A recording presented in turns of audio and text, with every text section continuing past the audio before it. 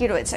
দেখো, অ্যালোভেরা শুধু একটু পাতিলেবুর রস মিশিয়েও তুমি স্ক্যাল্প থেকে লেন্থ অব্দি এমনিও মাসাজ করতে পারো। যদি কেউ বলে যে আমি ভেজ খাই, আমি ডিম ইউজ করব না, তারাও কিন্তু শুধু অ্যালোভেরা জেল, কয়েকটা ভিটামিন ই ক্যাপসুল ফাটিয়ে তার মধ্যে অয়েলটা নিয়ে আর হচ্ছে পাতিলেবুর রস মিশিয়ে এমনিও স্ক্যাল্পে মাসাজ করতে পারো। ড্যান্ড্রাফের জন্য কি ভালো? ড্যান্ড্রাফের জন্য, যাতে স্টিকি অয়েলি ড্যান্ড্রাফ না, একদম বোঝা যায় না, মানে অনেকে ভাবে যে ঝরে পড়ছে না মানে আমার ড্যান্ড্রাফ নেই, কিন্তু মুখে গুড়ি গুড়ি র্যাশ বেরোচ্ছে, তাদের জন্য কিন্তু এটা ভীষণ ভালো ফল দেবে।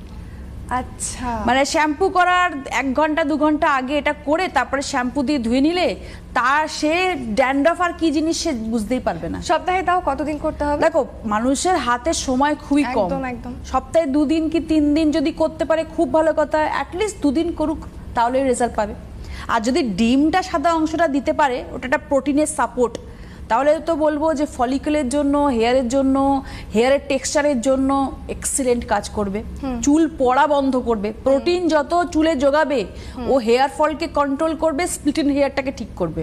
আর অ্যালোভেরা জেল যেহেতু চুলে দিচ্ছে, ওর কিন্তু মানে 2-3টে মুখ হয়ে যায় না হেয়ারের, সেখান থেকেও বাঁচবে।